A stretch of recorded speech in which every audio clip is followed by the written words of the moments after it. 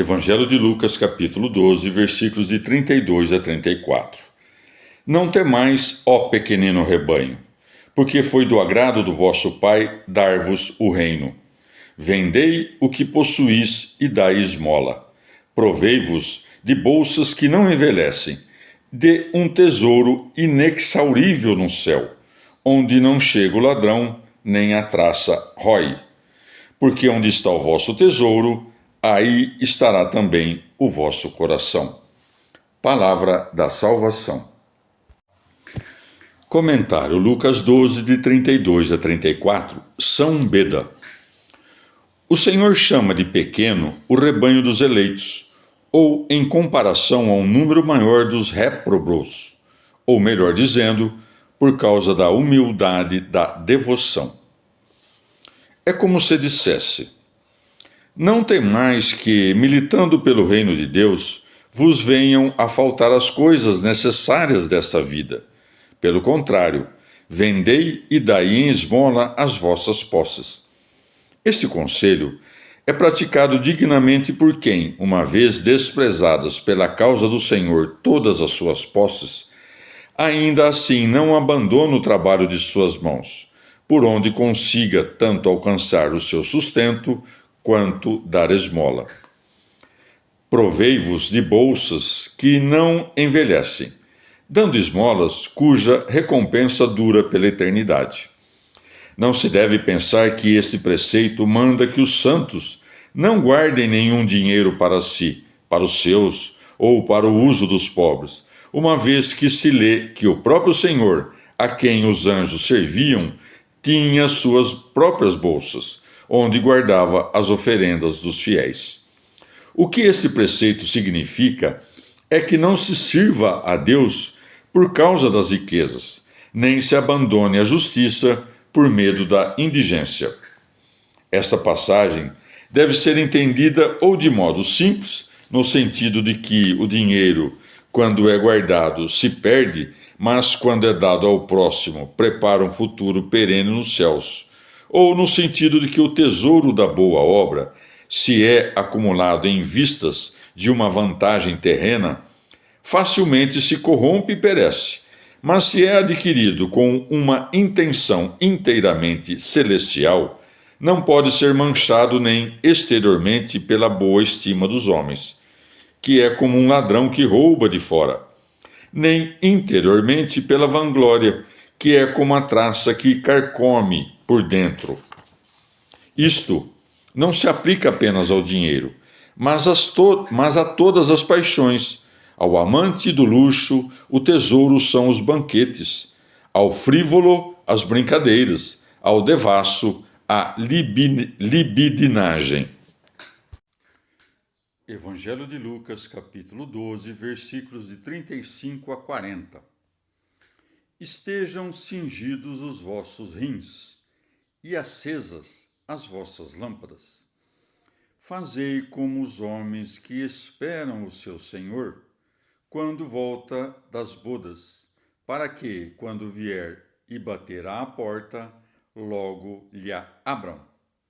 Bem-aventurados aqueles servos a quem o Senhor achar vigiando quando vier. Na verdade vos digo que se cingirá, os fará pôr à mesa, e, passando por entre eles, os servirá. Se vier na segunda vigília, ou na terceira, e assim os encontrar, bem-aventurados são aqueles servos. Sabei que, se o pai de família soubesse a hora em que viria o ladrão, vigiaria sem dúvida e não deixaria minar a sua casa. Vós, pois, estai preparados, porque na hora em que não cuidais, virá o Filho do Homem. Palavra da salvação. Comentário Lucas 12, de 35 a 40. Teofilacto. Depois de decretar que seu discípulo deve ser modesto, despojando-o de qualquer cuidado com a vida e de todo orgulho, nosso Senhor o incentiva agora a servir, dizendo: estejam cingidos os vossos rins, isto é, estejam inclinados sempre a praticar as obras do vosso Senhor, e acesas as vossas lâmpadas, isto é, não leveis as vossas vidas pelas trevas, mas assista-vos à luz da razão, mostrando o que fazer e o que evitar. Com efeito, este mundo é uma noite. Cingidos em volta dos rins são os que guardam a prática, pois esse é o hábito dos que servem. Cumpre-lhes também ter lâmpadas acesas, isto é, o dom do discernimento, para que o homem ativo possa discernir não apenas o que cumpre fazer, mas também como. Do contrário, desabam os homens no precipício da soberba.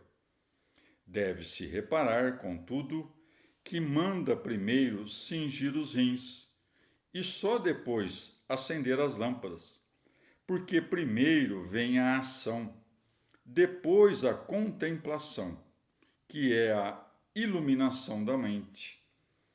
Esforcemo-nos, pois, a praticar as virtudes, para que tenhamos duas lâmpadas acesas, a saber, o intelecto a cintilar na alma, pelo qual somos iluminados, e a doutrina, com a qual iluminamos os demais. Ou ainda, nosso Senhor se cingirá, porque não entornará toda a abundância de bens, mas a reterá segundo certa medida. Quem, afinal, pode conter Deus em todo o seu tamanho?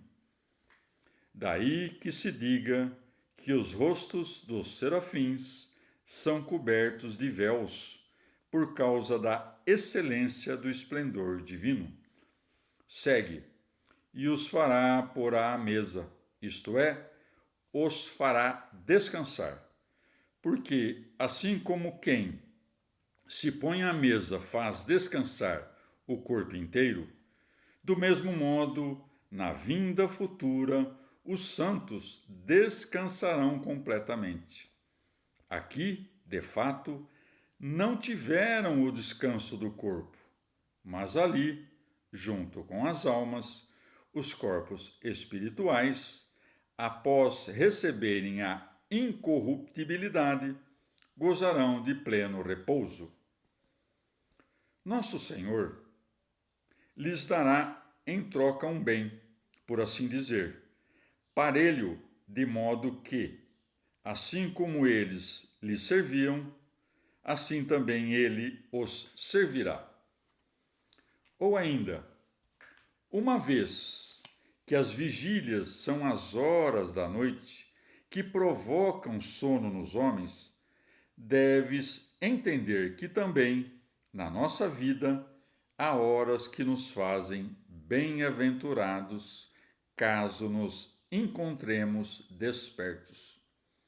Alguém te roubou teus bens, morreram os teus filhos, foste acusado. Se nesses momentos não transgredires nenhum mandamento de Deus, Deus te encontrará desperto na segunda e na terceira vigília, isto é, no tempo mau que induz as almas moles a um sono pernicioso. Alguns querem ver neste ladrão o diabo, na casa a alma, no pai de família o homem. Mas esta explicação não parece estar em harmonia com o que segue, pois a vinda do Senhor é comparada a esse ladrão, já que chega de imprevisto. Isto está em conformidade com o dito do apóstolo: o dia do Senhor virá como um ladrão durante a noite. Daí que a esta parte se acrescente: vós, pois, estáis preparados, porque na hora que não cuidais, virá o Filho do Homem. Evangelho de Lucas, capítulo 12, versículos de 41 a 46. Pedro disse-lhe: Senhor, dizes essa parábola só para nós ou para todos? O Senhor respondeu: Quem é o despenseiro fiel e prudente que o Senhor estabelecerá sobre as pessoas da sua casa, para dar a cada um a seu tempo a ração de trigo? Bem-aventurado aquele servo, a quem o Senhor, quando vier, achar procedendo assim. Na verdade vos digo que o constituirá administrador de tudo quanto possui. Porém, se aquele servo disser no seu coração: o meu senhor tarda em vir, e começar a espancar os criados e as criadas, a comer, a beber e a embriagar-se, chegará o senhor desse servo no dia em que ele o não espera e na hora em que ele não sabe. Removê-lo-á e pô-lo-á à parte com os infiéis. Palavra da salvação. Comentário Lucas 12, de 41 a 46, São Beda. Na parábola anterior, o Senhor dera duas advertências: que haveria de vir de improviso e que os homens o deveriam esperar preparados. Porém, quando Pedro pergunta: Dizes essa parábola só para nós ou para todos? Não está bem claro a qual das advertências a pergunta se aplica, ou se a ambas, nem com quais pessoas se comparou a si e seus companheiros ao dizer todos. Pois bem, ao dizer nós e todos, é de crer que se refere ou aos apóstolos, aos semelhantes aos apóstolos e aos demais fiéis, ou aos cristãos e infiéis, ou aos que, morrendo um a um, recebem de boa ou má vontade a vinda do seu juiz, e há aqueles que, no juízo universal, hão de ser encontrados vivos na carne. Ora, seria estranho que Pedro tivesse estado em dúvida se é dever de todos os que aguardam a esperança bem-aventurada viver com sobriedade, piedade e justiça, ou se o juízo particular e universal virá realmente sem aviso. Resta, portanto, que, compreendidas bem essas duas advertências, Pedro tenha perguntado o que não tinha como saber, isto é, se aqueles sublimes preceitos da vida celestial, com os quais nosso Senhor mandara vender suas posses, fazer bolsas que não envelhecem, e vigiar com rins cingidos e lâmpadas acesas, diziam respeito só aos apóstolos e seus semelhantes, ou a todos que devem ser salvos. Quanta distância há dos bons ouvintes para os bons doutores, tanta também há entre os prêmios de uns e dos outros. Quanto aos primeiros, nosso Senhor, encontrando-os despertos, pô-los à mesa. Quanto aos segundos, ao encontrá-los fiéis e prudentes despenseiros, estabelece-los-á à testa de todas as suas posses, isto é, de todos os gozos do reino dos céus, não apenas para que detenham sozinhos o senhorio dessas coisas, mas também para que desfrutem da posse eterna delas mais copiosamente do que os demais santos. Repara que, entre os vícios do mau servo, está elencada a expectativa de que seu senhor voltará tarde. Entre as virtudes do servo bom, porém, não está a expectativa de que o senhor volte cedo, mas apenas o fiel cumprimento do seu mister. Nada, portanto, é melhor para nós do que suportar com paciência a ignorância quanto ao que não pode ser sabido, e apenas esforçar-nos para que Deus nos ache preparados. Neste servo está contida a condenação de todos os maus prelados, os quais, negligenciando o temor do Senhor, não apenas se entregam à luxúria, como também dilaceram com injúrias os seus subordinados. Em sentido alegórico, pode ser que espancar os criados e as criadas signifique corromper os corações dos fracos pelo mau exemplo, comer, beber e embriagar-se, ocupar-se dos crimes e seduções desse mundo, que enlouquecem o homem.